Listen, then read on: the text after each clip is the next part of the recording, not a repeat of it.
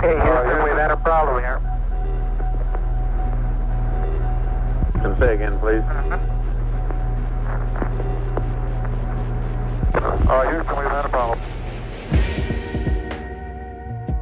It was plagued by bad omens and bad luck from the very beginning. Looks good here, flight. Good agreement.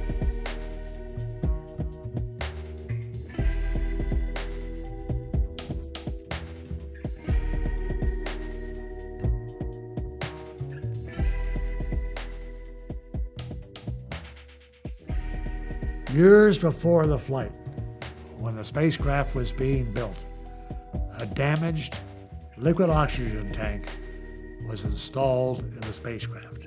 The tank had been dropped on the factory floor. A little piece of plumbing had prevented the normal procedure for removing oxygen after a routine test prior to the flight. And then on the day before flight, we filled up the tank again with liquid oxygen, and it was a bomb waiting to go off.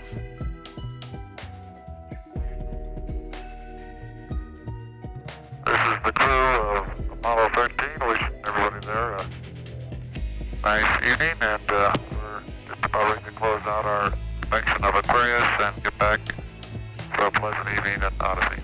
Good night. Actually, it was the end of the workday. We were fixing to go to bed after we did a few things to clean up, and the next morning go into lunar orbit and get ready to land. And then there was a large bang. When the explosion first occurred, we didn't know what happened. And that just rang through the metallic structure. Houston, we've had a problem. I was in the lunar module, and then I went down into the command module. We may have had an instrumentation problem, flight. Roger. And we had a pretty large bang associated with the caution and warning there. Started to look at the instrument panels. One of the quantity gauges of one of the tanks was 0. That was the tank that had blew. I then looked out the window and saw escaping at a high rate of speed a gaseous oxygen, because the explosion occurred on the damaged tank, but that also ruptured the second tank, just blew the entire side of the spacecraft off. My immediate feeling was just a sick feeling in the pit of my stomach of disappointment. I knew we had lost the landing. And from then on, it was not a third landing on the moon, but a survival of how to get home. Okay, I want you to double check my arithmetic to make sure we got a good course of line. Go flight. How's the arithmetic? Stand by, we're checking. At the time, it's scary as the devil, and we were handling something that we knew was out of control. And every team that came on was dealing with a major set of problems to deal with. And they just jumped to the task, and they knew what they had to do. Okay, now let's everybody keep cool. We got LEM still attached. The LEM spacecraft's good, so if we need to get back home, we got a LEM to do a good portion of it with.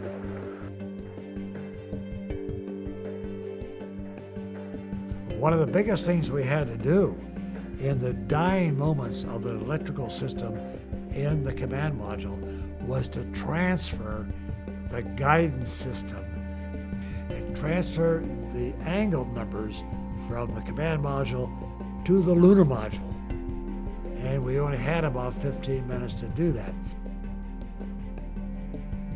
About 20 minutes after the explosion, it was obvious that we weren't coming to a landing in the moon. We were going to go around it. Glenn had already been down in the trench with the trajectory guys and came up with 5 trajectory return to Earth options. So we would have missed the Earth had we done nothing. So the first thing was to get us in the right direction to go around the moon.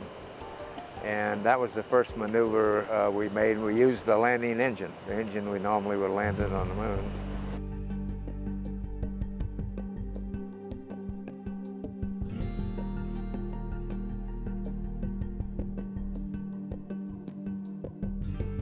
Everybody seemed to be moving in the right directions without being directed.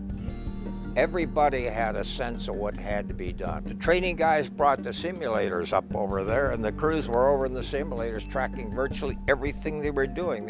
Every configuration change that was proposed to be done was already being worked over in the simulators there.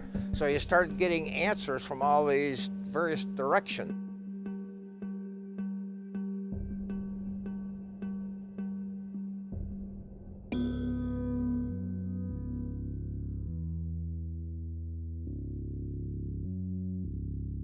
The command module was very wet. There was water everywhere. In the LEM, there's no inner walls, so you could see water on all the connectors, wire bundles, plumbing, every turn of glob of water. And the command module, we actually had to get towels out to wipe off the instrument panel to see the instruments. We copied that report from Jim Lovell of service module separation at 138 hours. And there's one whole side of that spacecraft missing. Is that right? Okay, copy that. Farewell, Aquarius, and we thank you. So it was a question of getting this entire world geared and oriented to one single job: get the crew home. Teamwork was necessary. Good leadership, initiative to think outside of the box when things go wrong, how do we repair them? Those are the three things that were absolutely necessary. I was most proud of being in this team that knew what they had to do, and there was no doubt about it. The team completely faced up to what had to be done. In this case, it was a survival challenge that we were faced with. So there you are, we pulled that off.